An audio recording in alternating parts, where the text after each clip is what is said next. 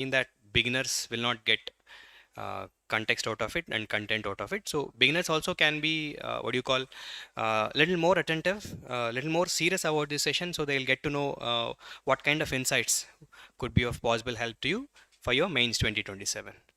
So on these lines, this session I'm going to split into 6-7 dimensions. Most importantly, essay writing skills is the one on which I'm going to spend more time. Rest of the things, the reason I also want to touch upon them is just to instill that sense of seriousness into your essay preparation. So that's the reason. First segment, why essay decides your rank. Why essay decides your rank. Okay. Especially, students writing mains 2026. You must be aware, 250 marks. Huh? 250 marks is half of your optional paper, right? I know how much time you all spend on your optional subjects, whether it is anthropology, sociology, PSIR, maths, whatever. Disproportionate amount of time is often allocated to your optional paper. Okay. Many students don't even invest 1/10 of the time they invest on their optional subject to essay. Though they are fully aware, fully conscious that essay's weightage is 250 marks. So that itself is very, very important. And of course, one beauty about essay is you have to neither read extensively nor read intensively. So what is this extensive intensiveness? See, we often tell, right, like especially optional subject, in the first reading you have to read it extensively, you have to enhance the breadth so much, you have to read it from multiple sources, try to get as much content as possible. Once you do that, then in the second, third revisions you have to go intensively, go deeply analytical into every topic. So this extensive reading later followed by intensive revision, this is what we suggest for other papers and also optional subject especially. But essay doesn't demand either extensive reading nor intensive preparation before your examination. The reason I am saying that is scores in essay would depend on very few ingredients, like how intensely you practice for your essay, and most importantly, your state of mind in the examination hall. How calm, how composed, how collected, how confident you are in the examination hall would determine your scores in the essay. And essay is a culmination of all the knowledge which you have already gained. And all the knowledge which you have gained during the course of your civil services preparation in the 3 hours for the 2 topics you are writing, you have to bring it together. So I can say it is neither extensive revision nor an intensive revision. A calm state of mind in the examination hall and a confident approach with exceptional clarity is what going to decide your marks in essay. So that's easy when compared to saying you read all these sources from all these websites, from all these materials. No, need not. Nor you have to make so much notes, nor you have to come up with so many memory techniques. No, that also is not applicable, right? So then, yeah, time saved is time invested, as I already mentioned, isn't it? So if you can save some time from your optional subject, and another point I would like to add, reading of essay also substantially complements your ethics and also will help you in writing some quotations which you learn as part of your essay. You can apply it in GS1, GS2, GS3, GS4 likewise. So that's how you also can save some time in reading of other papers. So this way, the point I am trying to say, essay definitely decides your rank. I'll try to quickly show some. Yeah, so this guy this year's first rank, he got 108 marks in essay. That's definitely not great, but definitely good score for him to get a rank this year, first rank. Okay, 108. Then this is over the years toppers marks. If you carefully observe, everybody, there are exceptions like Shakti Dubey, but every year 137, 132, 117, 134, 140, 133, there is one commonality. Look, Anudeep got 155. All toppers are getting exceptionally good scores in essays.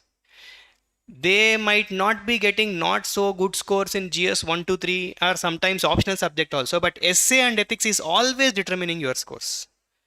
Facts are right in front of your eyes. So it's all about you understanding them. Srujana got 55th rank this year, right, from our Telugu states. She's not my essay student, but she's only optional mentorship student. But even look at her essay scores, that's a good score, right? 113 is a very good score. In fact, that helped her to get a rank comfortably. Tarun is my essay student. He got 123 rank. He's IAS. He got 116 marks. This helped him in getting a good rank. And this is Rachana, I think. Rachana got 123 marks. Isn't it better than Tarun? She got 178 rank. Okay, though she's my anthropology student, she got relatively less marks in anthropology, but her essay played an important role and she got good rank because of her essay. And who else? Look at Prachit. He's my Anthro test series, Anthro classroom and GS test series student. Of course, essay he would have written not less than 20 essays with me, but he got 94 this year. Reason being, look at his previous year essay scores. His previous year essay is 126 because he practiced 25-30 essays. This year he thought, no, I already got 126. He did not practice enough. 96, 94. Had he got this previous year 126, he would have got more marks than Srujana and he would have ended up getting a rank below 50. Are you getting my point? His essays are exceptional. Like I can say, one of the best essays I have evaluated. But if you don't practice enough, irrespective of the skill set you have, and probably examination hall mindset. For any reason in examination hall mindset, just like your CSAT, sometimes, if you're not fully concentrating on your, writing of the test, it might kind of backfire. It can definitely have an impact. So you understood my point? Practice is very, very important for CSAT. And also the examination hall mindset is very, very important. Okay. So on these lines, why do we neglect essays? This let me touch upon. Many students, neglect essays. This part I don't waste much time of you, but I want you to know.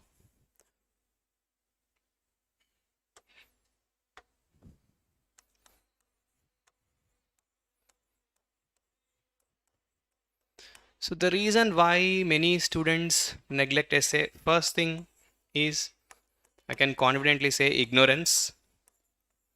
Why I'm using this word ignorance? Because often students are not told in the beginning days of your preparation that essay is something which can get you a rank, a very good rank. Okay, especially in Hyderabad, where students spend disproportionate amount of their time on solving prelims questions or reading optional paper or probably general studies. People aren't told enough the importance or significance of essay. So ignorance is one of the most important reason, according to me, why people are scoring less in. Then of course, other reason why student neglect essays is they wait for content. This is the most common mistake. And also the reason they neglect. What do I mean? People say, sir, I have not read anything till now for essays, or I haven't built any skills till now for essays. So they'll wait for the content, they'll wait for the skill to be built. Let me be very, very honest. Even if you focus on just today's class, the 35-40 minutes which we are going to spend on learning few skills of essay writing is more than sufficient for you. If you revise it 3 to 4 times, that's all. You don't need any more skills to write essays. Not exaggerating. It is true. Learning skills for essay takes less than 1 hour of your time. It's all about sustaining that skill with consistent practice is the one that matters.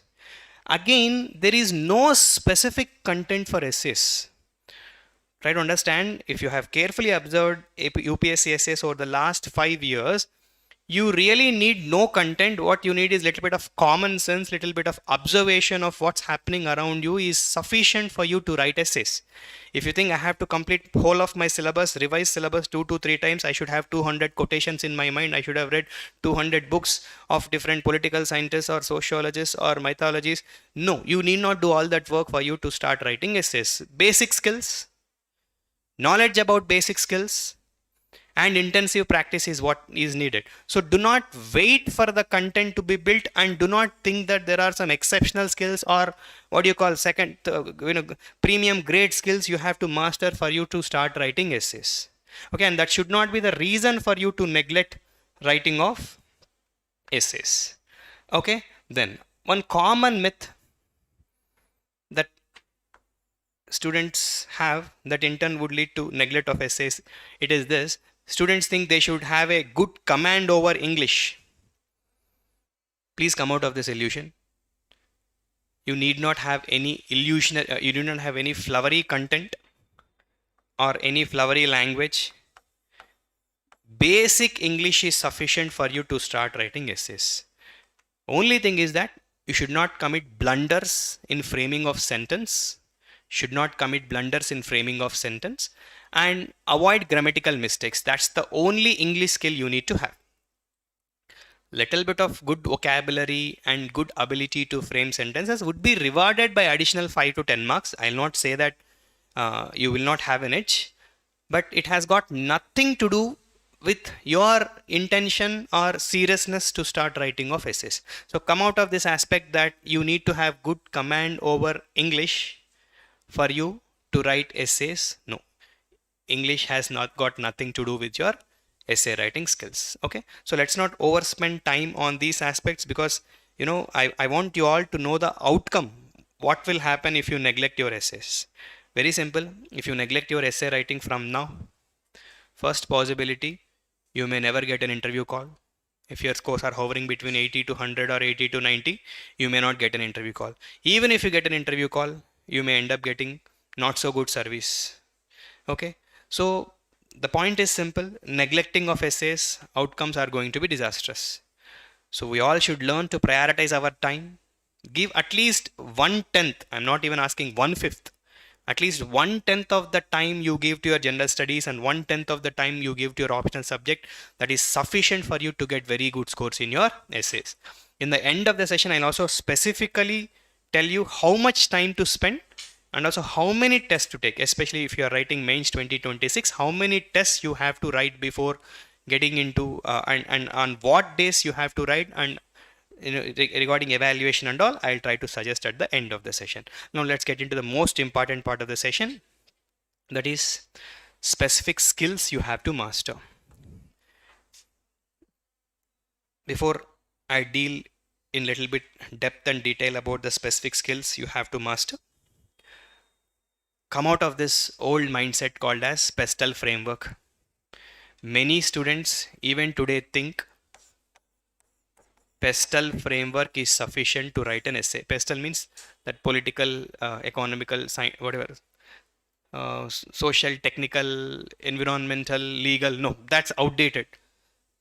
Even 2000 essays also you cannot write with PESTEL framework. Forget 2026 paper.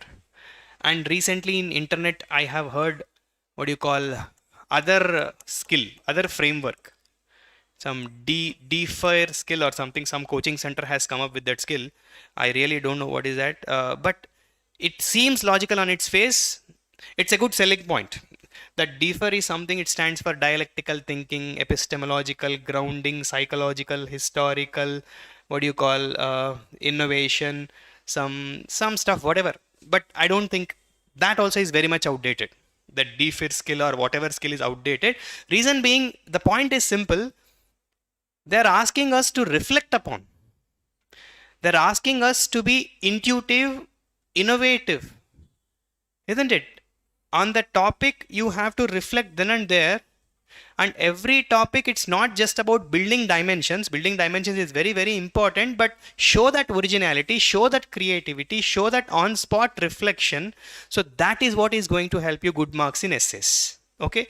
So first thing is, if you have learned these frameworks, let's unlearn them. And after unlearning them, treat each essay as a separate entity and apply fundamental skills for all the essays. Fundamentals are fundamentals. Nobody is going to change the fundamentals, right? Always start with fundamentals, and it does not take much effort to fundamental skills. If you are thorough with the fundamental skills, essay writing will become a cakewalk. Essay writing will be the easiest one. Now, let's get straight into the basic skills. First and most underrated skill, especially with regard to essay writing, is read question 10 times. Okay, this is one of the most underrated skills. People say it will take a lot of time. No, it will not take a lot of time. You have to write essay for 1.5 hours. Reading of that brainstorming, you may spend around 35 to 40 minutes or even 45 minutes. Reading of it 10 times takes less than 90 seconds. If you are reading it seriously, it really takes less than 90 seconds. Now I'll tell you, I spoke to one, IAS, is retired. During their time, I heard there is only one essay for 3 hours. One essay for 3 hours. You understood my point? One essay, 3 hours. Their teachers who used to teach them back then, you know what they used to tell? If you put pen on the paper in the first 1 hour, take it for granted that you will not get an interview call. Means how much time they are used to be encouraged for brainstorming? 1 hour for brainstorming. Students often feel, sir, we are wasting a lot of time on brainstorming when we are supposed to write an answer. No. Only when you brainstorm adequately, only when you brainstorm sincerely with a lot of clarity, coherence and continuity, that is when your essay is going to have a proper structure. If you think brainstorming is waste of time, it's very simple and commonsensical. People think if I put more time in brainstorming, I have less time in writing. It's other way around. The more you brainstorm, when you actually put pen on the paper, your writing speed will be much faster because you are not always simultaneously thinking. You have already thought about it. Now it's all about executing the thought. Executing the thought will definitely take lesser time than simultaneously thinking and executing the thought. Okay, some of you may be thinking, we have never written it. What are you talking? Only when we write, you can better understand what I am trying to say. Okay, so this is high time. If you have not written, especially beginners, start working on it. Okay. Because you all have come here to clear the examination, right? Not for happily listening to polity, economy lecture, solving some MCQs, thinking that preparation is going nicely, preparation is going in a proper direction. That's like self-deceit, I feel. Anyways, read question 10 times. 10 times, that is when you understand the demand of the question. After you read question 10 times, second most important skill that you have to build is identify the core theme. This is where at least 30 to 40% of the students go wrong. Okay, I'm not exaggerating. If you are not identifying the core thing, rest of the essay is not going to happen in a right direction. Next 5 to 7 minutes might sound a bit theoretical, but when I start explaining with examples, things will fall in line easily. Okay, identify the core theme. After identifying the core thing, next most important thing you have to do is generate dimensions. Generate dimensions. Dimensions in much simple way to tell are nothing but headings. Dimensions are nothing but headings. Some students might be thinking in the back of the mind that when you are saying headings, are you expecting us to put headings? I'll clarify that by end of it. Dimensions essentially means headings. Most of the students, when they brainstorm for essays, what they do is they see the topic. They try to write everything they know about the topic. Later, they try to put the content they know about the topic under headings that suit the content they have written. I'll say it again. What students do is they pick a particular topic.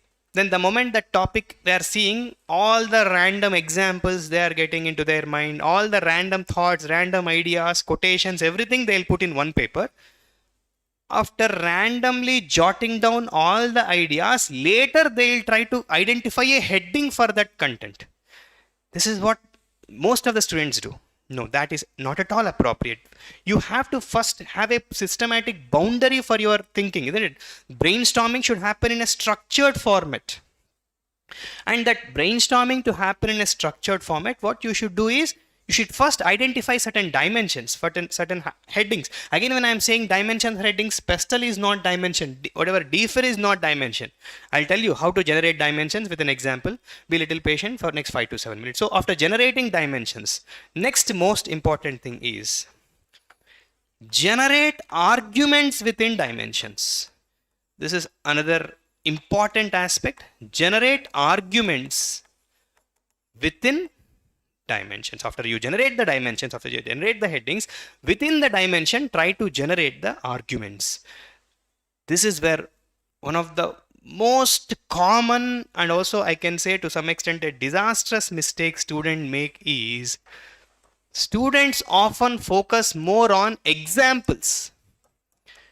Generating examples is important, but examples alone is not sufficient for a good essay. And the examples you identify should be such that they should be backing the argument you have generated, and your essay should not be an example dump. Okay? Try to understand. Most of the students, they fill essay with beautiful examples and they think their essay is done. No, essay is not just about examples. Essay is a combination of arguments and examples. Arguments show your analytical depth. Arguments show your analytical depth. Whereas examples are a way to, what do you call, further bolster that analytical depth. Further bolster that analytical depth or further substantiate that analytical depth. Okay, don't think that it's always about examples. Sometimes when you are not able to generate arguments, examples might help you to pull off argument from the example, but primarily a serious aspirant should focus on generating dimensions, then back it up with examples, than focusing only on writing examples under a dimension. This is one of the most common mistakes students commit, and they think they have written a beautiful essay, whereas essay is nothing but a dump of examples they know. Examples are good to test your current awareness, current affairs knowledge. Examples are good to show your ability to understand how things are happening around us and put them under an essay, but necessarily they need not convey the analytical depth you have about the particular topic. Okay, very soon I'll illustrate that with an example, so you will better able to pick it. This another very important, prioritization of dimensions.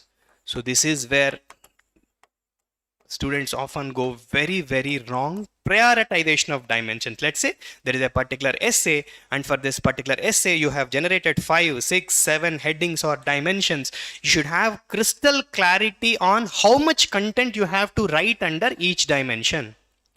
Your favorite dimension you write for 3.5, 4 page, but the dimension for which you have to address with necessary depth, you end up writing only 1.5 page, and you think you have written a good essay. It will not reward you. You got my point? For a particular essay, which dimension or which heading is important, or which heading fetches you the maximum marks, that prioritization is something very important. And this is where most of the students go wrong. Let's say I've seen many essays, especially, recently I've evaluated one essay of a student. It is on APPSC Group 1 self-help groups. This student know one case study on his self-help groups, a beautiful case study. He has written that case study for 2.5 pages.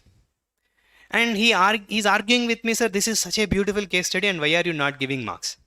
Demand of the essay is role of SHG in poverty alleviation, skill development. It is something of that sort. But entire essay is filled with a case study and there is no argument.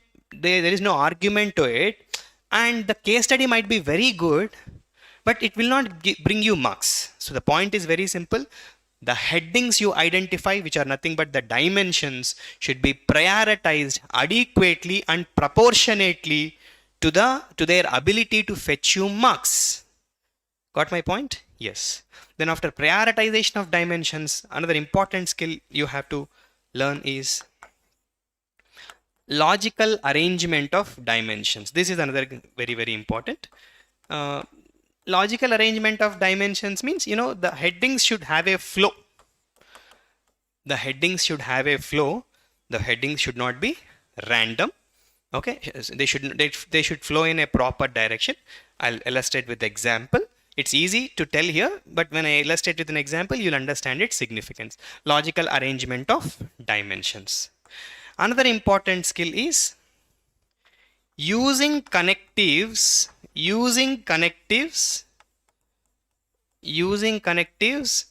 as we are transitioning from one dimension to another dimension.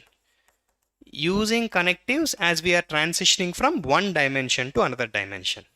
Okay, see, let's say you have completed one dimension or one heading, you have addressed it, and you are moving from one dimension towards another dimension. Clearly tell the examiner. You may have put a heading also for every of the dimension. You may have put a heading, or if you do not want to put a heading also, that's perfectly fine.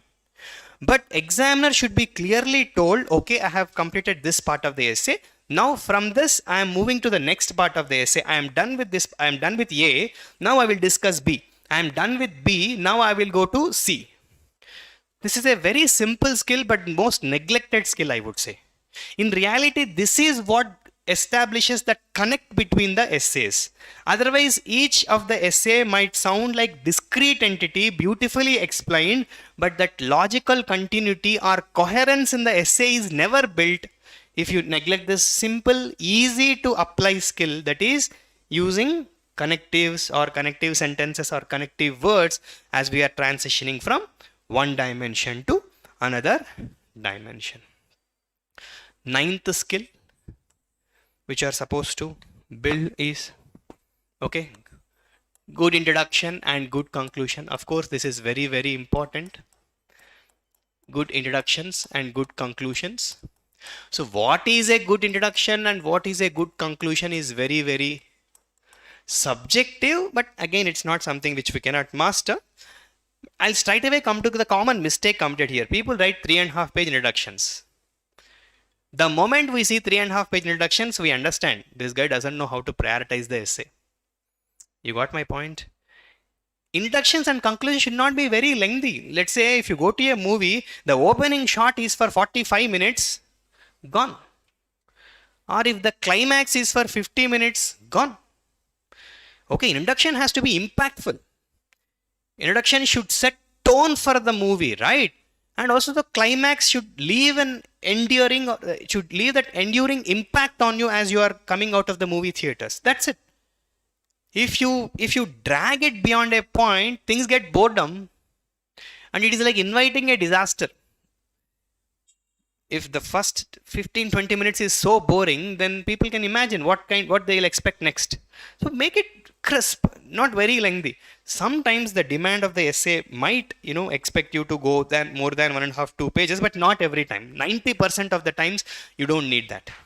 Okay, but practice good introductions and practice good conclusion. There are different ways that we will talk in regular sessions, like some write in binary contradictions, or some try to write an anecdote, some try to start it simple with simple explanations. It's personal choice. And conclusions also, there are many ways of writing it. One most commonly suggested is always conclude on a positive note, always conclude on an optimistic note, in such a way that you show that futuristic orientation in you. Don't be that pessimist, that hopeless individual who say it's not possible to change this country is going to dogs, things are doomed. This sort of attitude will never be encouraged, especially from young people like you.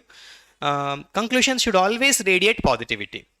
Even if you are not a positive person, at least in conclusions, always ensure that you bring that positivity, you bring that optimism, and you bring that, what do you call, futuristic orientation. Okay, don't show that he's very conservative, outdated in outlook, not willing to change, very recalcitrant. No, that attitude should never come out. Okay, those things are two specifics that we can discuss in regular sessions. But ninth important skill is good introductions and good conclusions. Then 10th skill is innovations. What is these innovations? Innovations are like many things. People tend to write from mythologies. Some people tend to quote from books, and these days a new trend has caught up. People are writing from films also. People are taking wonderful references. When it clicks, no doubt about it. You can, especially our Telugu films known for their drama, gives a lot of scope to be embedded in essays. Why not?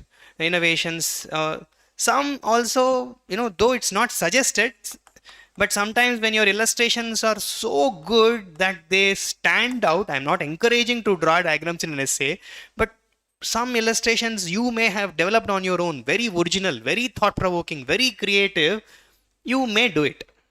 Usually in essays, we don't encourage drawing of diagrams, but sometimes the diagrams might be so good that they may elevate the quality of the essay. You can do it, nothing wrong.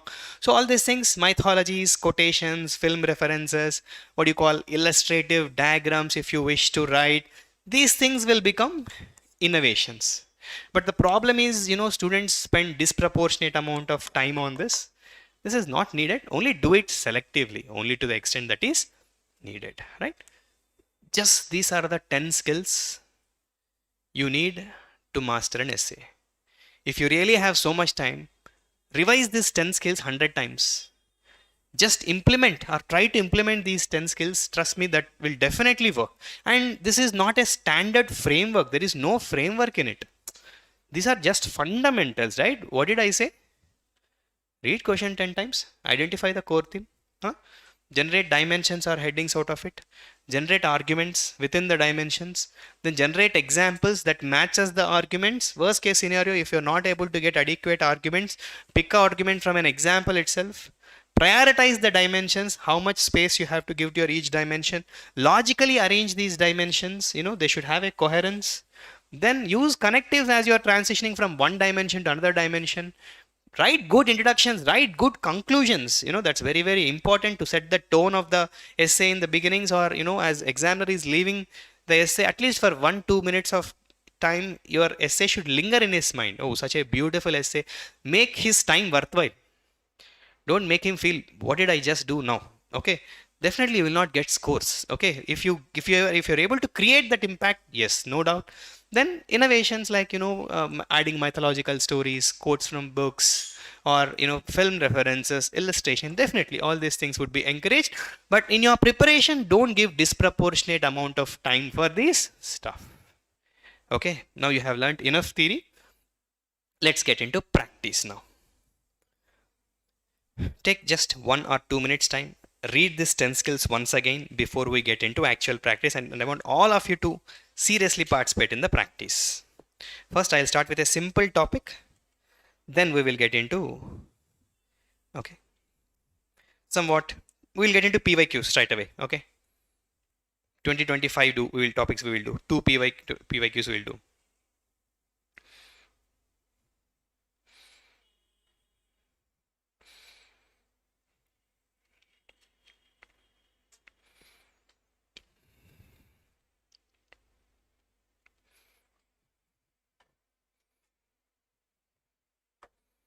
Let's apply one skill after other, okay.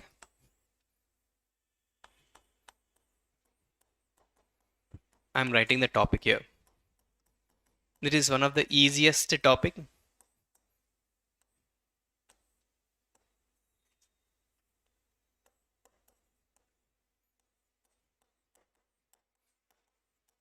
Please write down.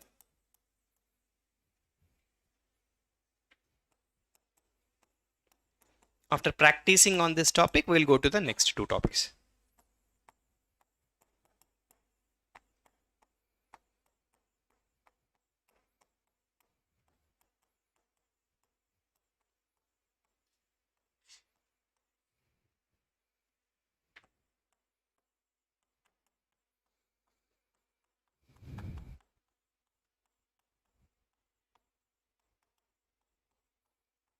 Okay, notice that it is the stiffest tree that gets easily cracked, but the bamboo or willow survives the wind. Okay, hope you have written it. Now let's start with skill number 1. So read the question 10 times. Yes, please. Read the question 10 times.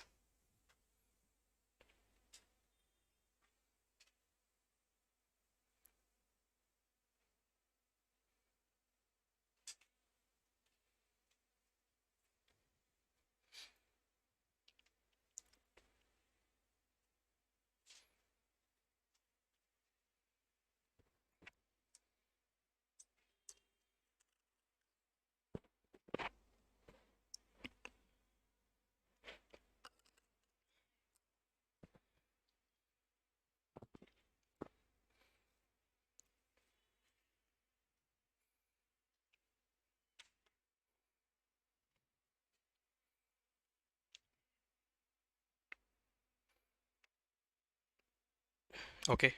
Yeah. Jaisimha, you want to try? What is the core theme?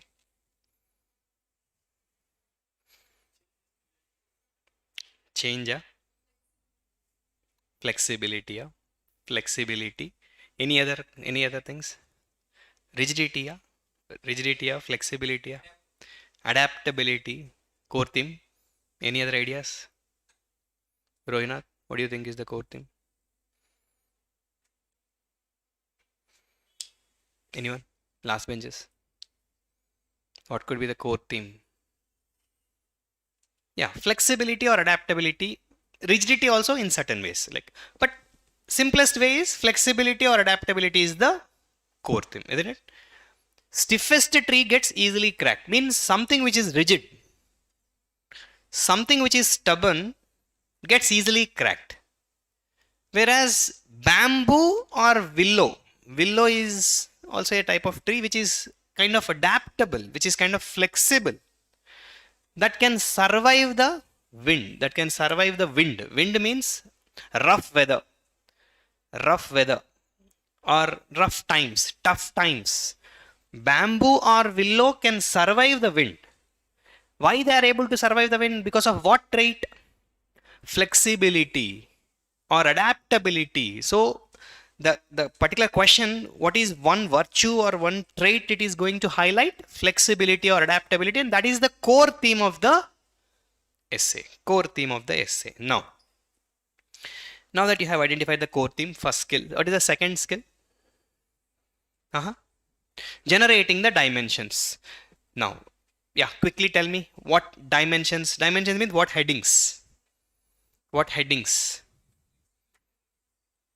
Okay.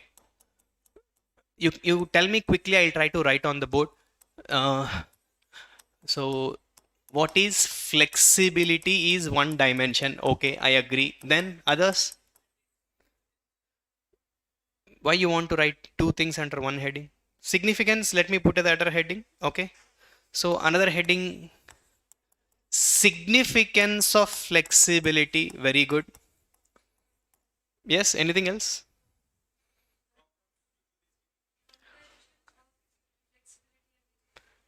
Comparison in what sense? Mm, mm.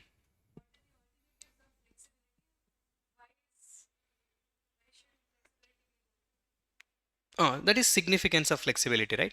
What you are saying is significance of flexibility. Why flexibility is important is, why flexibility is important? Somebody is saying something. Chiranna.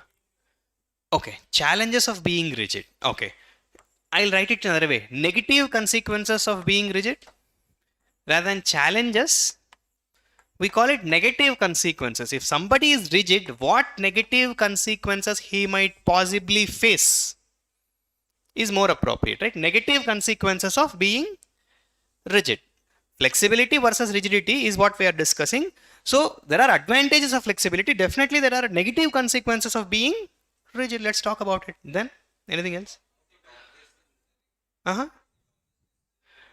Because often we don't know who the original, actually this statement is originally given by Bruce Lee. Because Bruce Lee always talks about be like a water, be flexible. This is what he talks about. And in one of his speeches, he says, notice that it is the stiffest tree that gets easily cracked, but the bamboo or willow survives the wind. In this context, what Bruce Lee is trying to do is, he's, he's kind of glorifying this particular virtue called as adaptability or rigidity. So in one of the dimensions, if you carefully observe, we have already covered. Should we be flexible always? No, there are some times we have to be rigid also. So the point you are suggesting, that is adaptability a virtue itself, that goes to more fundamentally hitting a virtue in itself. Generally we don't challenge the virtues. Virtues like courage, trustworthiness, honesty, integrity, we accept them as they are. Got my point? So we generally do not challenge the very virtue, but this is okay.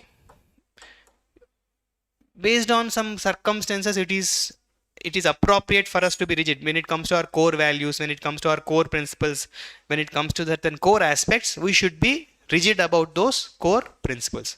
To some extent, you can challenge the validity, but you cannot challenge the virtue itself.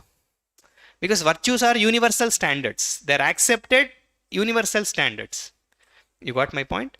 But their application might vary based on certain consequences. That we have to definitely write.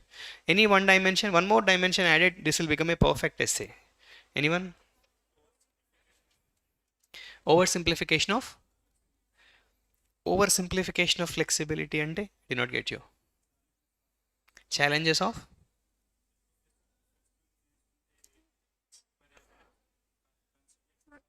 consequences of being over flexible. Okay, can write, yeah, but that's what it's all about, prioritization. Okay, yes. That I'll come. Where all it is applicable, that parts of that becomes part of the within dimensions. I'll come to that.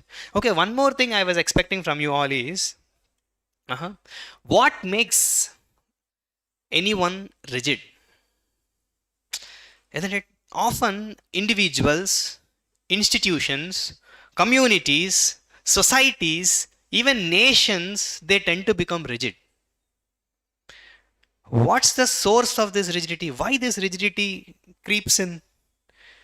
If you can do that analysis also, that will add one more layer of analytical depth to this essay. Got my point? What makes us?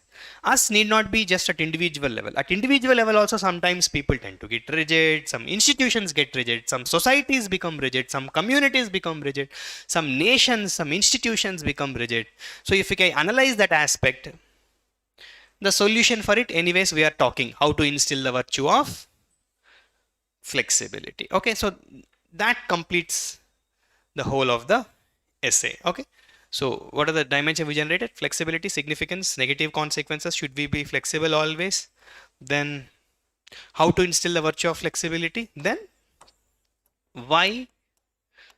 That we can. What makes or what brings rigidity?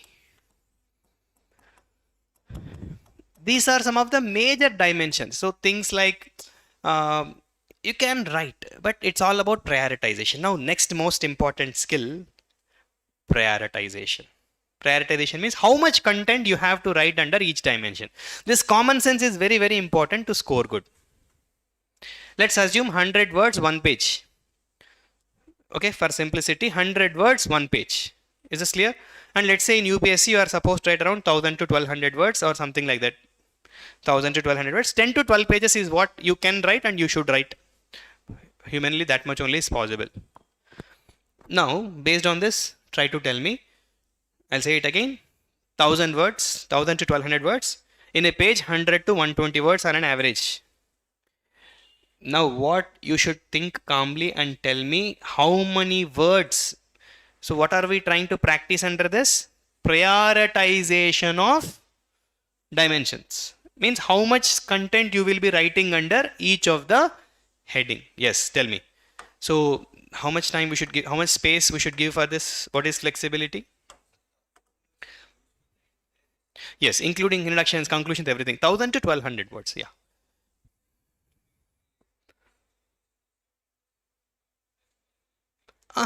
Dimension includes the content you are writing under that dimension.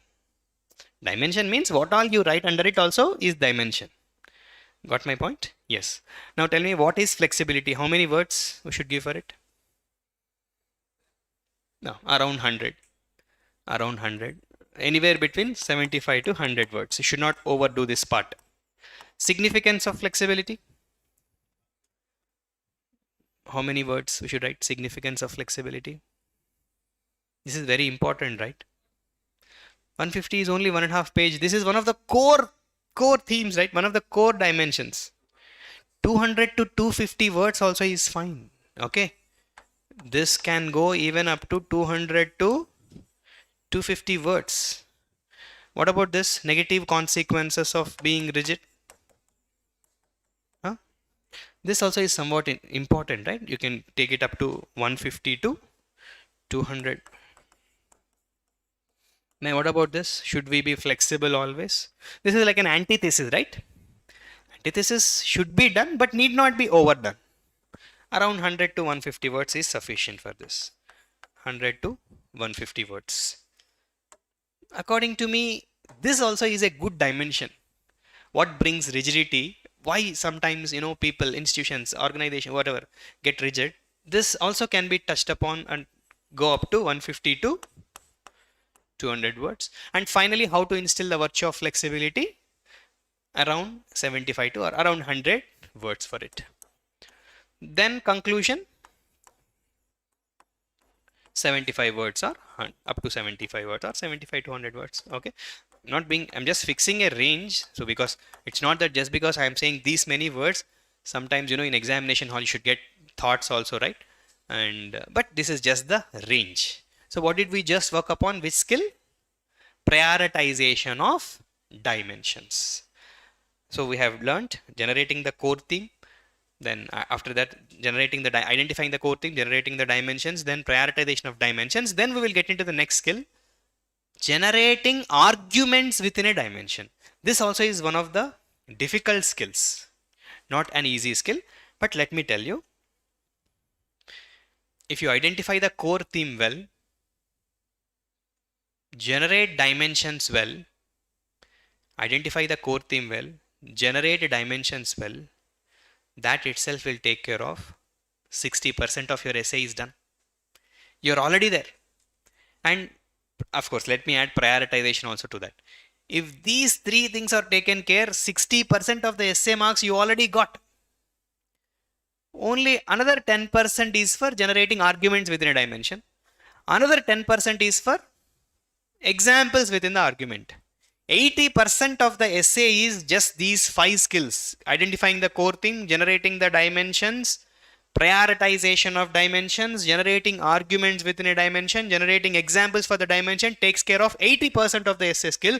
Rest of the 20% is only all the reason why I'm saying this number 20%, this is where most of the students invest their time. Quotations, mythology books, taking innovations, disproportionate amount of time students are investing in how to innovate their essay without working on the fundamentals. What are fundamentals? First, identify the core theme well. Try to generate dimensions well. Okay, try to generate argument. These are the real skills. This is a tough skill. It comes only with intense practice. Reading about mythologies, mugging up quotations is fanciful. I'm not saying it's easy. It's fanciful, it's interesting, it's exciting, but don't think that it will fetch you that 130 plus scores. First, you have to get to that 110 so that you can focus that additional 20-30 marks. But if you are not even reaching that 110, getting additional 20-30 marks is a distant dream. 110 marks are guaranteed by these skills which I have highlighted. Please make it sure, start working on it right now. Got it? Now, next skill, I said, generating arguments within a dimension, then backing up with example. Let's take one dimension. Significance of flexibility or importance of flexibility. I said we will identify some arguments. I'm not touching upon very basic thing like in essays we should not write in points format. For someone who has come till mains phase of the examination, I don't think I have to tell those things. But yes, that's very basic. Please don't ask me why we should not write in points format and all. That's a convention. Generally, essays are not written in points format to ensure their narrative style or descriptive style. That's what everyone says. And that's what convention we are following. Okay. So let's not break the conventions just for the sake of breaking them. Okay. Now, so what arguments I can bring in this? Significance of flexibility. This is a bit difficult and comes with practice, but not that difficult that it will not come with practice. Just like your ethics answers only, right? So what is the significance of being flexible? What are the benefits, advantages of being flexible? Very good. Flexibility can enhance our survivability or can contribute to our survival skills. Good point. Then anything else? What else flexibility can contribute to? Yeah, very good. Flexibility can create momentum for growth The points we are writing are very random, they are not organized. But yes, first of all, we are trying to generate dimensions. Let's generate arguments. Nothing wrong. Tell me just randomly. Uh-huh. Sorry. Flexibility. Okay. Yeah. Flexibility will make you receptive. As you are receptive, because of this receptivity, you can, you receptivity is one idea, and you can also say flexibility will help us to work in a cooperative or a collaborative manner, isn't it? If you are not a flexible person, you won't cooperate with anyone, or you will not find it, you will not be willing to collaborate with anyone. Yes. Anything else? Yeah, that's again a good idea, right? Flexibility enhances durability or sustainability of the action, isn't it? Let's say you're preparing for examination. If you are too hard on yourself, let's say no matter what, every day you study for 12 hours, your car will break down after 10 days. Okay. At times you have to be kind on yourself, maybe take a half day break, or go for a movie, go for shopping, again rewind. So flexibility will ensure that durability or sustainability. Very good. Ideally, this 5 points is sufficient for me. These arguments, if I now back it up with examples, only thing is that even these 5 points, we can write them in little more logical way. In little more, these 5 points also a bit random, but this is classroom discussion. We try to generate it in a random way.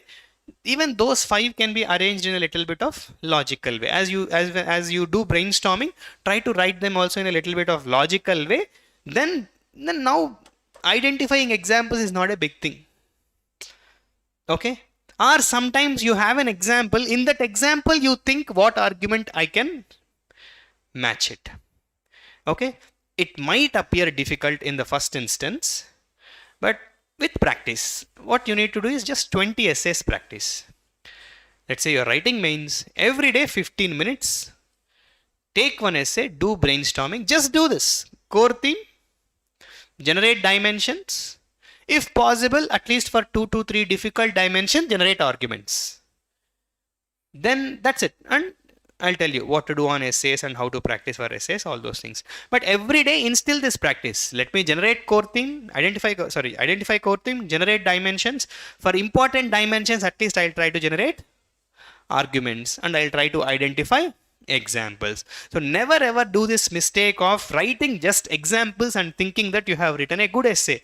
Real essay demands this analytical depth from you. Okay, flexibility enhances your cervical skills. Flexibility creates that momentum for change or growth. Flexibility makes you more receptive, makes you more open, makes you that openness, receptivity. These are all very, very important traits.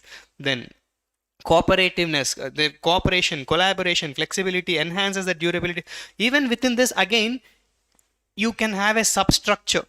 As you are writing examples, let's say there is a possibility that you may not be getting real life examples. You can keep it very simple. You can tell some individual level examples like this. Let's say at individual level, you can take any your personal life example where you will tell that at that point, as you are rigid, you could not sustain something for long. You can write an individual level example, or you can write one community level example. Let's say there is one particular community. This community is lack of flexibility. This community could not achieve that. You can just generate such examples, or you can take even some institutional examples. Let's say this particular institution did not update itself with changing times, so this institution has lost its relevance.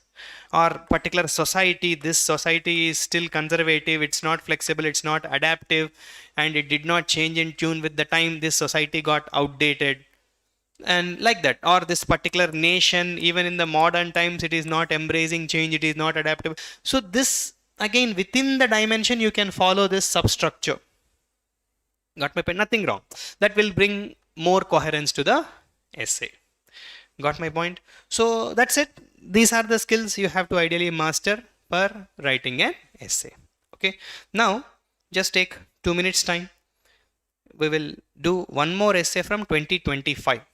Try to carefully recall these skills. Carefully recall these skills before we pick one more topic from 2025.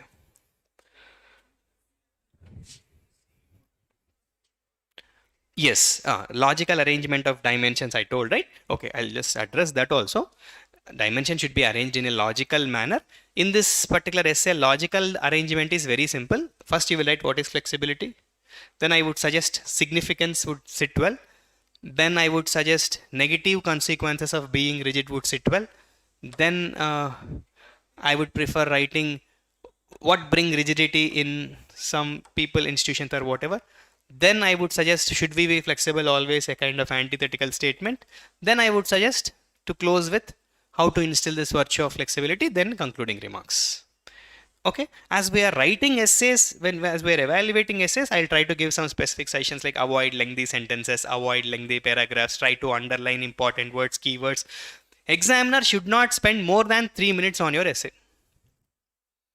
In 3 minutes, you should evaluate your essay. Beautiful introduction, good headings, or at least at the top something to introduce your dimension, underlining keywords, underlining key examples, underlining connectives. Got it? Simple, right? 5 dimensions, 4 arguments, 20 to 28 underlined sentences or keywords, introduction, conclusion. In 3 minutes, he should come out, he should give you 70-75 marks and come out. That should be the quality of writing. No unnecessarily lengthy statements, no frivolous words, no lengthy statements. He should get a feel that such a simple and beautiful presentation, every single important idea is properly visible, great presentation skills. That should be the feel an evaluator get as he's evaluating your copy. Got it? Yes. Now, yeah, quickly recall these skills.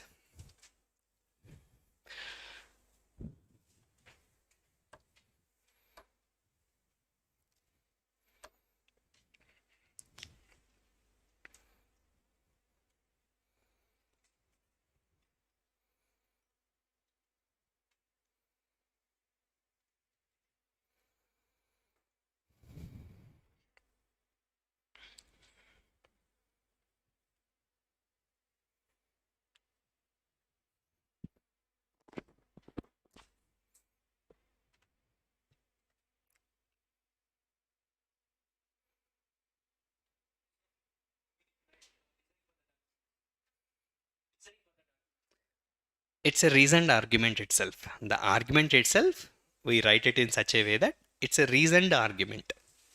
Need not, elaborating it is reasoning. I understood your question. Argument is not just the sake of argument, it's a reasoned argument. You should elaborate it and back it up with an example. Okay? Yes.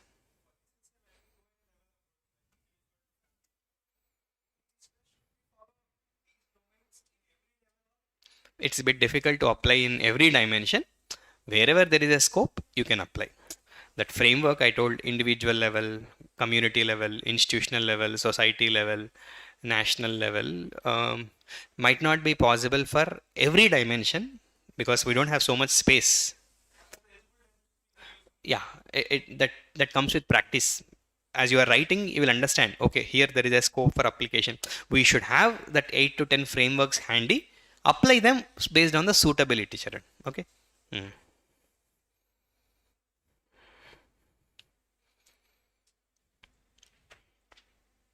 Any lack of clarity? Anyone? Feel free to ask. Yes. Beginner students, hope you're able to pick what I'm trying to suggest. Sure? You're not communicating? All good? Okay.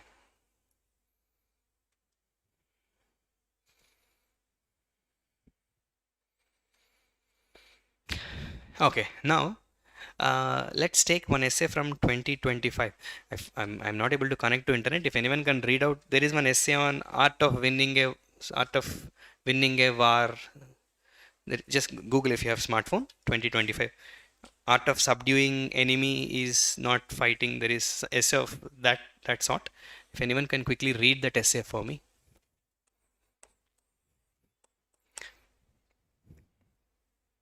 2025. Yeah. If I'm not wrong, it's 2025 only. Ade supreme art of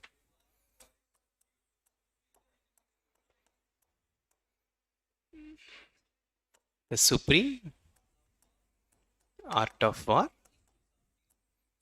is to subdue the enemy,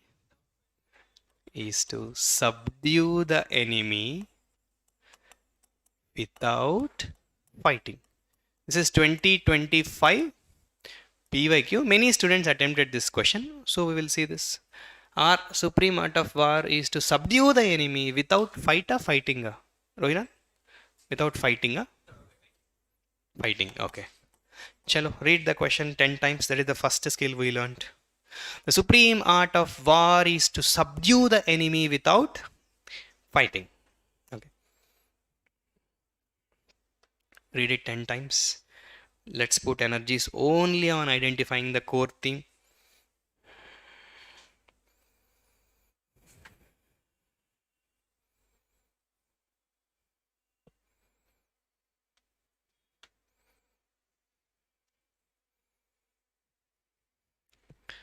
Don't search from ChatGPT. Okay, Bhargav.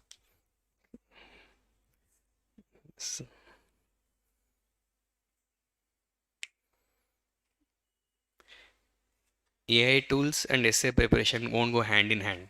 Okay, AI tools will kill your creativity. Mm.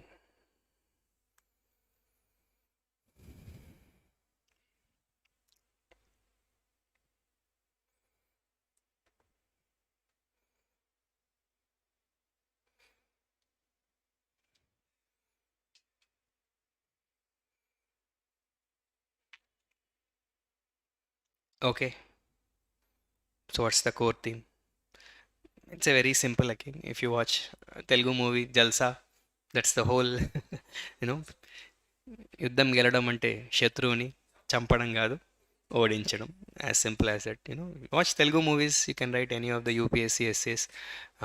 Very simple, right? Supreme art of war is to subdue the enemy without fighting. To win a war, you did not kill the enemy. It's just about subduing the enemy. So if you read it 10 times, the core theme they are trying to say is, here the core theme may not be that easy to identify or crystallize it into a single word like flexibility or adaptability, but again it's not difficult. They're saying it is something related to an art of war, but they're saying what is a supreme art? Supreme art is not fighting. Look at the tonality of the essay. It's, I believe, taken from some Chinese martial forms, Japanese martial art forms. It's not about fighting, it's about subduing the enemy. Subduing the enemy is the supreme art form. Fighting is not the supreme art form. That is the core argument. Core argument is there are many ways of war arts, but which is the most supreme among all war arts?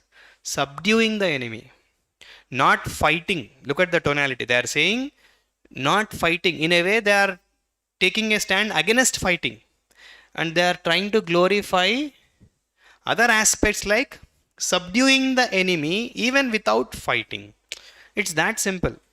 So deconstruct always to better understand the core theme. As you are reading it slowly 10 times, if you are able to deconstruct it systematically, generating dimensions become an easy skill.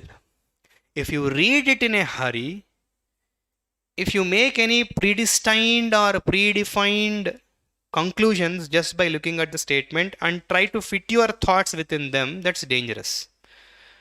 What trumps always is the slow reading. Slow, calm, composed reading. Thoughts should get collected eventually. Don't take the first thought you get after reading the essay. That could possibly mislead you. This is not prelims elimination. This is writing an essay for 10-12 pages. Your ability to collect the thoughts in a more sustainable way would happen The more composure you display, the more calmness, the more patience you display in reading it 10 times and systematically deconstructing it or breaking down will actually help you in easily identify. Okay, there are many ways our arts. So what actually is supreme? Not fighting. Try to subdue the enemy. Now, what is the second important skill after identifying the core theme? Generating the dimensions. Tell me who will. This particular essay has scope for more dimensions. Again, sometimes if there are too many dimensions, it will confuse us. Too many dimensions also has the potential to have impact on the analytical depth. So yes, for these kind of essays also, generating dimensions play slightly more important role. Now tell me, why do we need war? I want to do this mistake. Why do we need war? Observe the tonality. Is it making any categorical statement questioning the purpose of war? The tonality of the statement does not question the purpose of the war. Yes, it is questioning the instrumentality of pursuing the war, but not the war itself. Maybe not every time you can avoid a war. There are other types of quotations which could, which may possibly question the very purpose of war. Here, the tonality does not in any way question the whole purpose of the war itself. Here it is questioning the instrumentality of war. Think again. Other dimensions. Other possible dimensions. Okay, let me put it this way.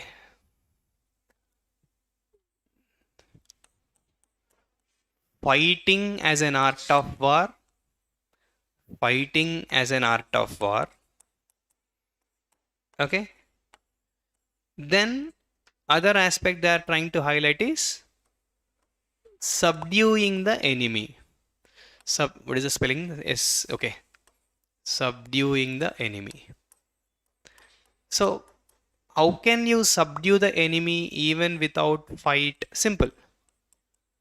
By foresight, by diplomacy, by dialogue. Okay. These are all subduing the enemy by foresight, by dialogue, by diplomacy, by love. Okay, this is where most of the PSR students go berserk. They bring all their international relations knowledge and dump the essay with IR content. That's disastrous. 2-3 IR examples, perfectly fine. The whole essay, if you want to write it like a PSR essay, I don't know your PSR content. That will not entertain me. I will be more happy if you write anthropology content. Somebody else will be more happy if you write sociology content. Somebody else will be more. No, don't show your optional knowledge into the essays much. Use it judiciously. Understood the point I am trying to say? No doubt, the context might be fight and war, but why fight or war? I have to correlate. Why I have to always associate it with only a war between two countries. It could be war between two individuals. It could be war between two institutions. It could be war with anything, right? It could be war with yourself, isn't it? Sometimes self-violence also is bad. You got my point? So never ever do this mistake of confining yourself only to one level of dimension. Especially PSR students do this mistake, they end up writing essays. Sociology students do this mistake, they end up writing only it in a social perspective. Psychology students do this mistake, they end up writing an essay only in an individual perspective. No doubt our essays are reflective topics. They have to be largely reflected at the individual level. I agree. But again, completely doing it only at the individual also may not fetch you complete marks. It should be a fine combination of analysis, individual level. At all levels, you try to apply it. That will show your real analytical depth. Hope you're understanding what I'm trying to say. Don't confine yourself only to one particular level. Okay? Little bit more focus at the individual level is appreciated, no doubt. Okay? Yeah, let's see. Here, I will try to generate following dimensions. Try to observe.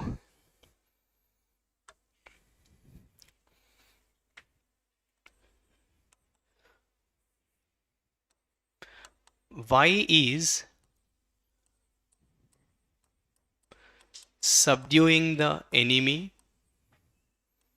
a superior art. Y is subduing the enemy, superior art. Y, physical fight is inferior, or why fighting is inferior. They did not use the term physical, we only have assumed it. Let's not make that assumption also. Why fight is inferior?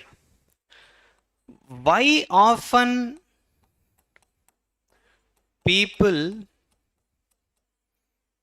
prefer fighting as a response? Why people often prefer fighting as a response?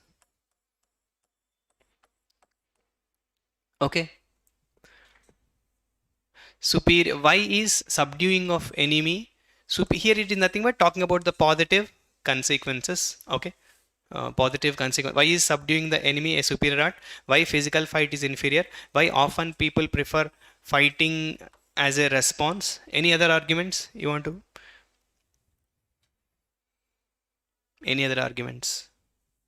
One more argument will add little more depth. I'm expecting that. Very good, isn't it? Should we, antithesis, right? Yeah. Should we avoid fight always? Should we avoid fight always? Okay. Should we avoid fight always? And if you have little more time and if you want to cover little more analytical depth, you can write challenges of pursuing supreme art. The points under this has a possibility of slight overlap with why people prefer to take physical fight. As you are generating dimension, you should be in a position to imagine possible overlapping points also. Sometimes if you think the points that would come under the headings, if there is significant overlap, you can cut off that heading. This heading, challenges of pursuing supreme art of subduing the enemy, there is a possibility of some overlap with why often people prefer fighting as a response. Not significant overlap, some overlap can be there, but it has worth of writing it as a separate heading. Challenges of pursuing subduing of enemy. Then I'll say how to instill. How to instill, because this is identified as an important virtue, right? Why? Because winning a war without fighting through foresight, through diplomacy, through dialogue, through love requires lot of patience, lot of persistence, lot of consistency, isn't it? It is easy to go on a war with a nation and kill people and probably may win the war, but such a result might not be sustainable. See, what Mahatma Gandhi did is he did not go for the war with British. He attempted subduing of the enemy. First, he tried to work within. The country itself has so many cleavages. People are fighting in the name of caste, class, religion, region, language, race, every possible division, fault line exists in the society. So before you fight the enemy, you first fix your issues. Then you display that foresight. Without working on ourselves, even if India had won the war, let's say maybe during the First World War or maybe even during the Second World War, India should have taken stand against British and Indian soldiers should have fought on behalf of opposite side. Then India would have won. India would have got political freedom earlier. But what could be the possible consequence? Maybe India would have got divided into multiple nations by this time. Balkanization would have been just like East Europe. So what Mahatma Gandhi did is connecting all the dots, creating this feeling of nationhood, bringing back that civilizational virtues we all have forgotten, make us feel that we are all one country. It takes a lot of time. Going for a war, you just need weapons, you just need aggression. I'm not undermining it. That itself is a great sacrifice. Going for war, losing life, my intention is not to undermine that. No doubt, that's also a great virtue, but this requires lot more patience, isn't it? Lot more patience, lot more endurance, ability to take what you call insults, isn't it? People called Mahatma Gandhi anti-national, whom we call as father of India now, was labeled, branded as anti-national back then, but he persisted through all those insults, isn't it? What we are is because of the feelings he has, what do you call, the virtues he has instilled in our forefathers, that love, that tolerance, that forbearance, that these virtues flow in our blood even today, right? So the point I am trying to say, subduing the enemy is a supreme art of war. Okay, so that's it. So if I believe you have identified good many dimensions. Any other dimensions you think I'm missing? Important dimensions. Why is subduing the enemy superior? No doubt. Should we avoid fight always? No, there are certain times we have to. Why fight is inferior? Why generally people prefer fight as a response? Alternatives to? Alternatives to fighting is this only, right? Dialogue, debate, love, diplomacy. And how to instill this important virtue. Yes, please. So I hope you understood. First you generate the core theme, then generate the dimensions. Now within the dimensions, so let's take this particular challenges of pursuing supreme art. What are the challenges? Very simple. It takes time, isn't it? It takes time, isn't it? So when it takes time, what happens? People will start doubting your credentials, isn't it? We want quick results, just like some of your parents ask. It's already one attempt, it's already two attempts. Okay, good things might take time. You got my point. Good things might take time. For good things, you have to build big brick by brick. It will take time, isn't it? So challenges is taking time. Challenges is fear of failure, because here we don't know. The future is a bit uncertain. In aggression, at least there is an element of certainty. But here it's a bit of uncertainty. So you have to travel through that darkness with a great hope. One should be very hopeful to fight this, to walk through this path, isn't it? Then when you are walking through a path of hopelessness, then your credibility will be trusted, your efforts will be trusted, your intentions will be questioned, everything will be questioned. You got my point? So this way you can generate arguments within this dimension, back them with examples. Got my point? Just take 2 minutes time, try to come to terms what we discussed before we discuss one more topic and close today's session. Feel free to ask if you have any doubts also without any hesitation, with about this topic or in general about essay also.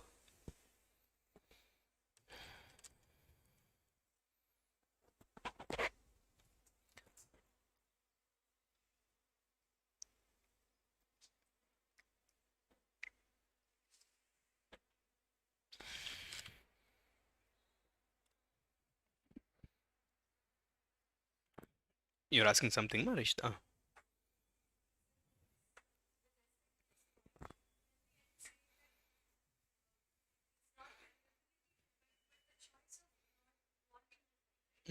Yes, you can conclude. Yeah, that's a good concluding remark, no doubt. Yeah, just because we are not willing to pick up fight, that's not a sign of weakness.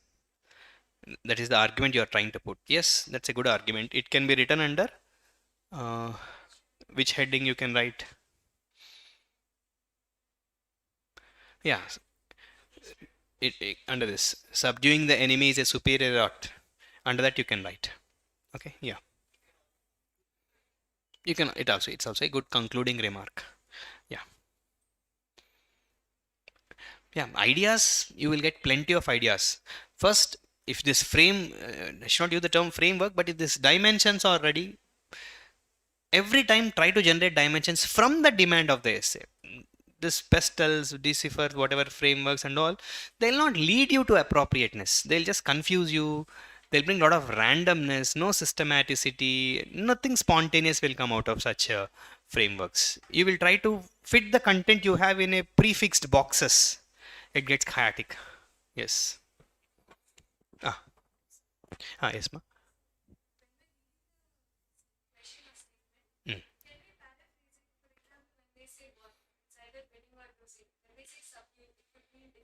Mm. Mm.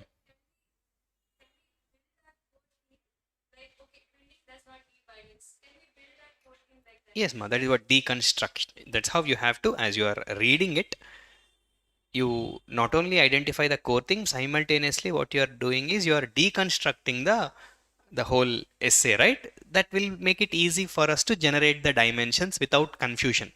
It brings clarity only. Not exactly, it cannot narrow down, isn't it? That is enabling us to generate appropriate headings or dimensions. Okay, yes.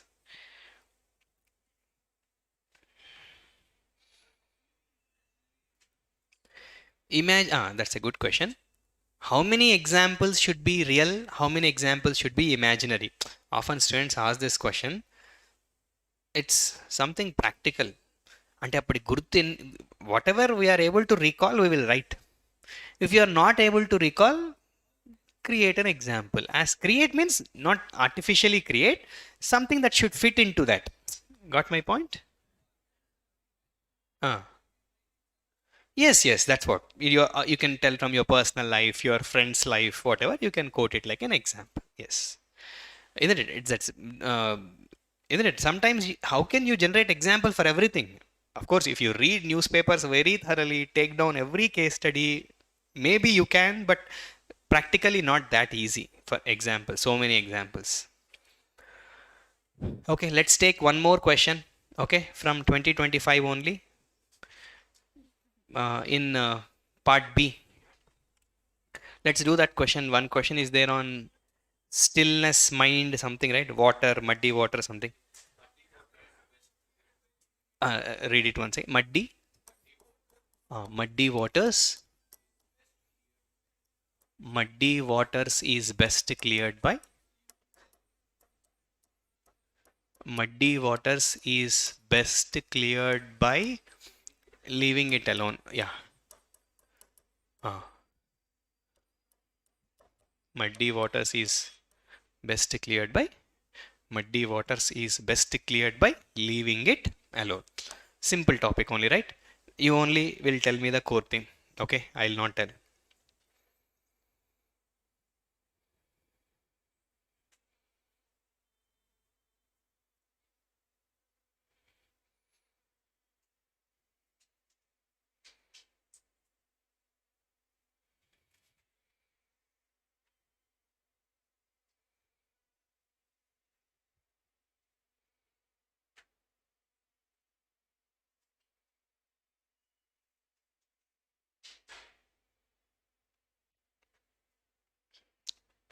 Really read 10 times. Okay,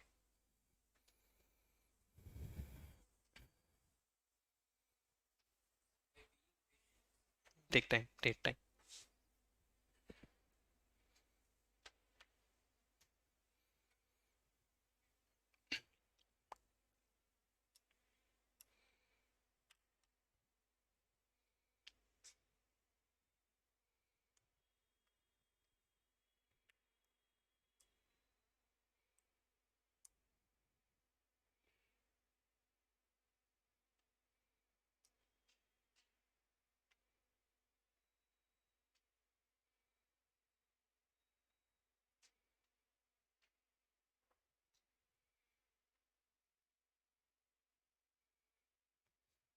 Okay, yeah. What do you think, Charan?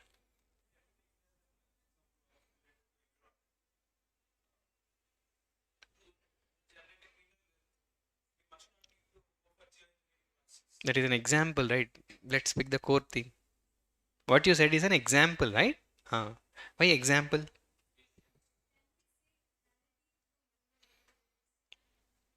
Adi, that's again narrowing down, ma.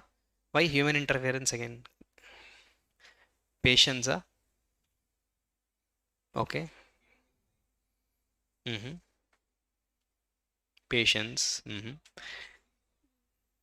Mm-hmm. Realization. Realization is more like an outcome, right? Muddy water. What does muddy water signify?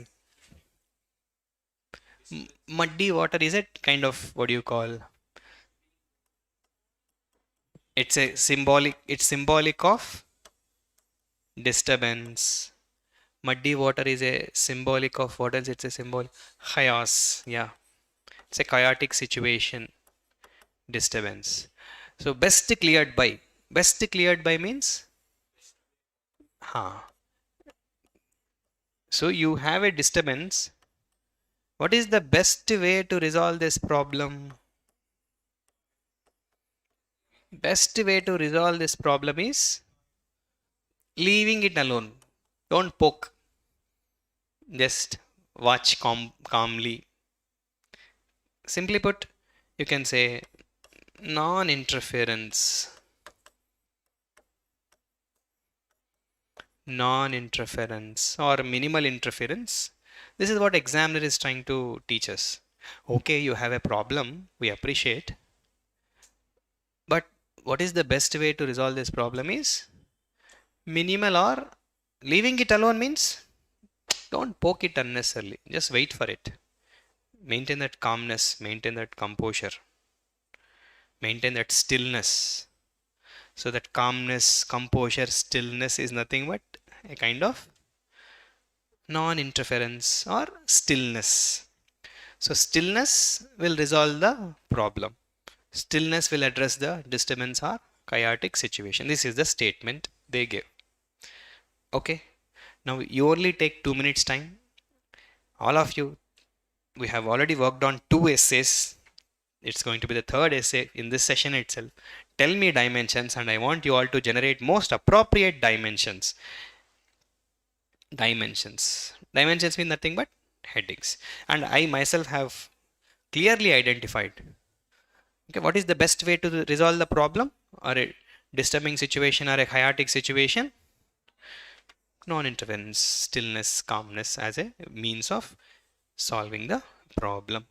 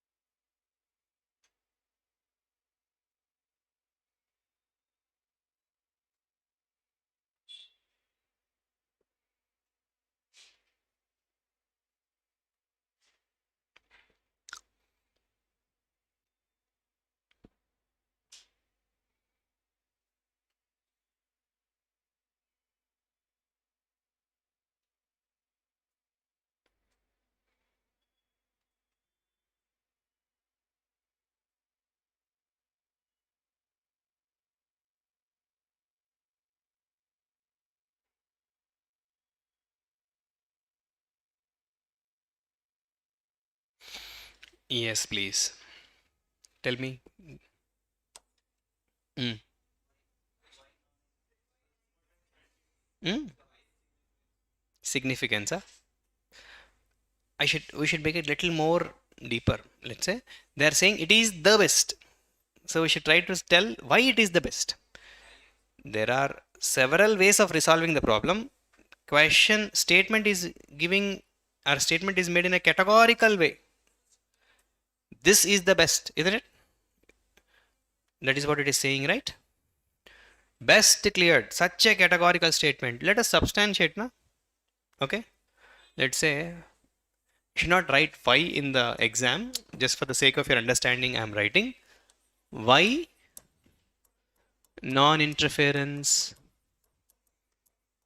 why non-interference or stillness is the best solution. That is one heading. In exam, you will not write why, you will write non-interference or stillness is the best solution because, or like something like that. Don't write why. Here, just for the sake of your understanding, I wrote why. Never put questions in the answers. Okay. Then what else? Hmm? Yeah, that also we should write. Other ways, other ways of resolving the problem. Okay, we will also see prioritization. I think in previous essay we did not see prioritization. Here we'll other ways of resolving the problem. Then we should examine that argument, right? Very good. Is this always the best way to respond? Very good. Then what will happen with interference? You should also write about it, isn't it?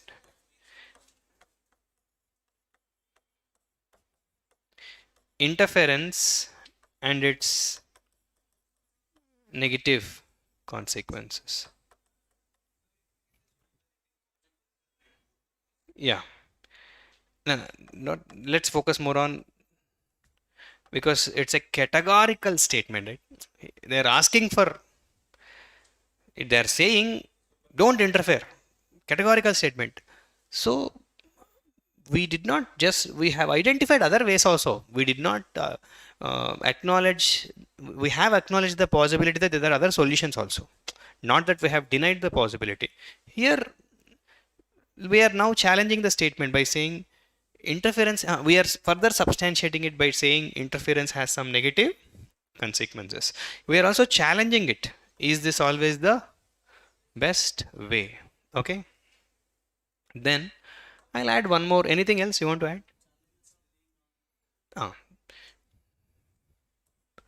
But people always have this tendency to interfere, right? Challenges from maintaining a stance of non-interference, isn't it? Sometimes you don't want to interfere, isn't it? Prelims not clear, parents will say go to Delhi.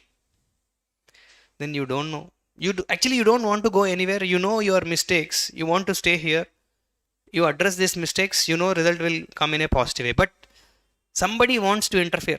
Some random uncle who has cleared examination in 1980s or 1970s will call and he'll tell you did a mistake by not going to Delhi, or he knows some institute in which he read and he cleared exam.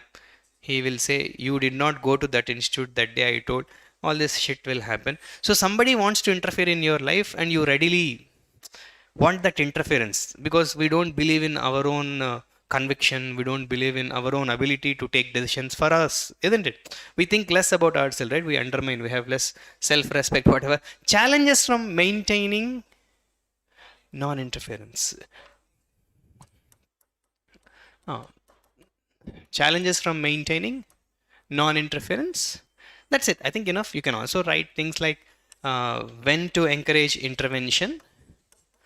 When to encourage intervention. That gets little too much analytically deeper. When to encourage intervention, you may or may not write it. Then it's a difficult virtue, you know, instilling that sense of calmness, in disturbing or chaotic situation is definitely a different level skill. You have to cultivate it. Whenever we are disturbed, you know, things are chaotic, it's all muddy water. We tend to end up taking impulsive decisions.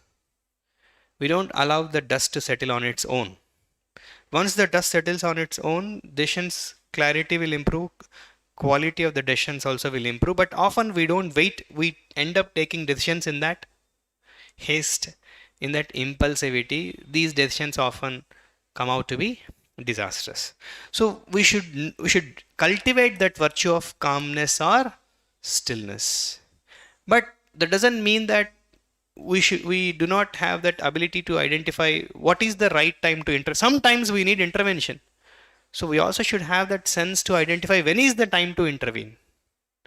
You also should know, I am trying my best to instill this non-interference, but sometimes, there will always be challenges, so you end up interfering into it. So these are some of the dimensions. Now let's get into prioritization.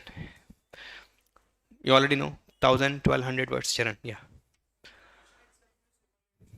Yes. Categorical. Come again. Mm.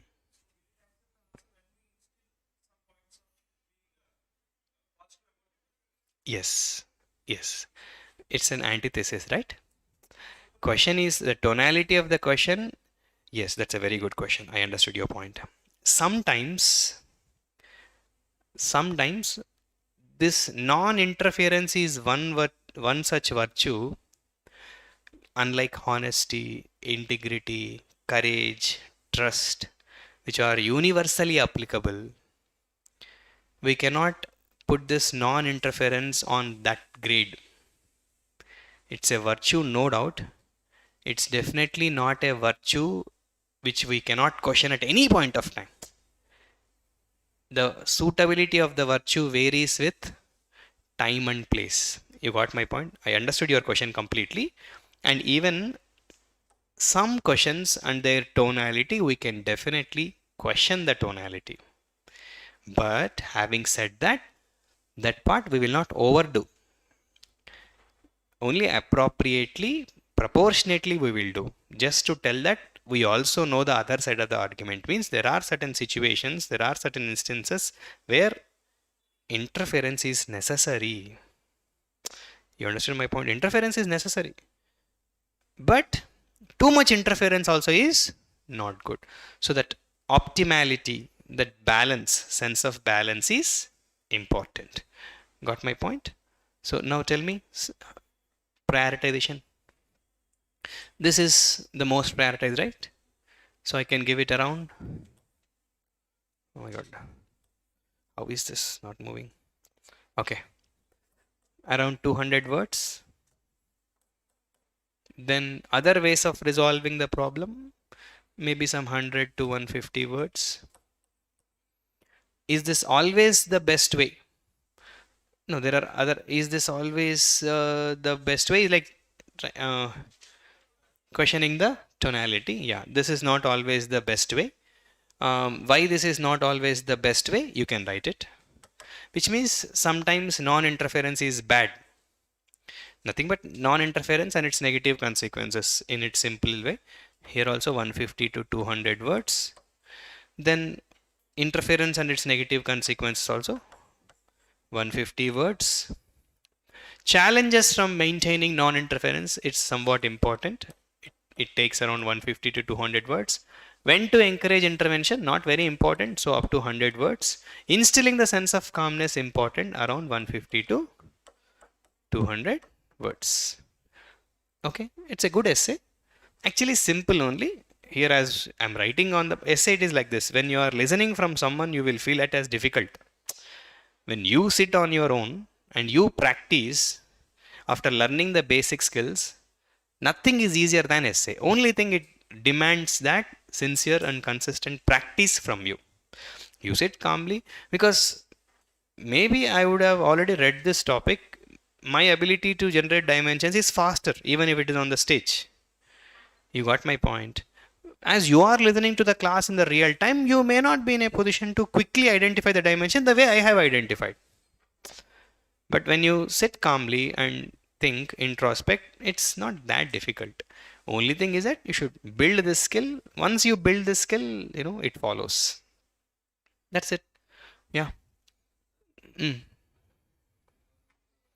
There are many ways of resolving the problem, right? Why only non-interference? If you have a problem, you have many other ways. Sorry. Okay. Okay.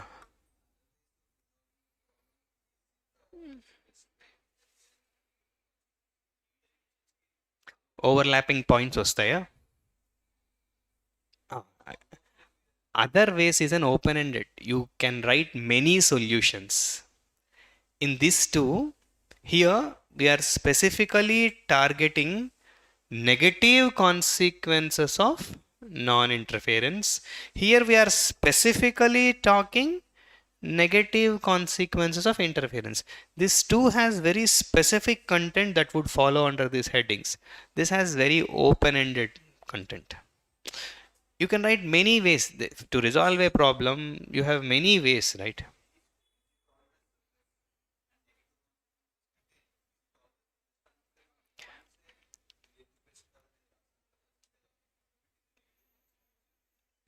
Here it is not about ikkada. Yes, here is this always the best way means we are trying to challenge the validity of the statement by saying no, non-interference is not always the best way. There are many negative consequences of dogmatically adhering to the idea of non-adherence. Here, about interference, we will talk about some negative consequences. This is about identifying several other ways of resolve. Each has its own context and validity. Okay. You can, like, that's all examples, right? Any examples you can use. Yes, you can definitely write, nothing wrong, as long as it is not what you call anything which has the potential to generate conflicts or anything like that. You can definitely write. Yes. That's what, don't use names in such a way that it conveys your political leaning. Just like, in a textbook format, you can write it. Yeah, intervention by honorable prime minister of that time. That way you can write. Categorically, don't say because of Modi only this happened, because of Sonia Gandhi this happened. Avoid such extreme statements. Yes. Okay. Any doubts? Muddy water and a disturbance. Muddy means not clear. Nothing is clear. When things are not clear, it gets difficult to reflect upon, right? Only when things are clear, it's easy for us to reflect upon. In muddy water, everything is hazy, everything is opaque, everything is unclear. So, in such a scenario, mind also is opaque, hazy, unclear. Will not allow us to introspect, will not allow us to reflect upon likewise.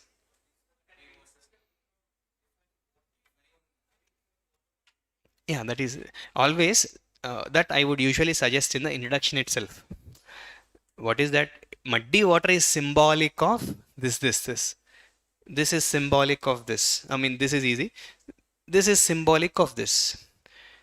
You can always write this in the introductory paragraphs. If you cannot, you should write it. Examiner will get convinced. Okay, he has already understood the. Some students do not prefer to write. They try to maintain it throughout the essay, even without writing what they symbolize for. They use these terms itself to engage in a more interesting way and to establish that connect to the essay. Those things, these are a little bit higher order skills we will discuss in the regular class. Let's say something called as reinforcing the theme. What some students do is, as they are writing the essay, at the end, yes, just like in Magadira movie, in the first half, the what do you call that, axe will come again. In the climax, hero will take it off.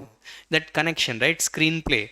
So how that is achieved? Constantly reinforcing the theme at every third, fourth paragraphs, touching upon that lines again, establishes that sense of continuity. It gives that moment of high to someone evaluating your copy. You got my point? Those things we will discuss in regular class. Yeah, that will be identified once you start writing the essays. Yeah. Okay. Then yeah.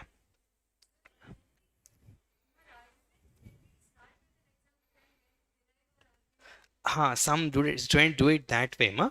I understood your question. Under a dimension, what some people do is they write an example, and as they are writing the example, they'll embed the argument within the example and underline the argument.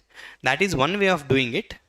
But visibility would be the highest if you write the argument first, then back it up with example. I'm not suggesting that what you have said is in.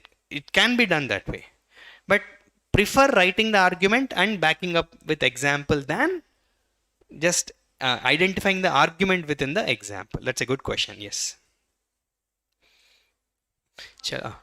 Yeah, please. Mm, mm.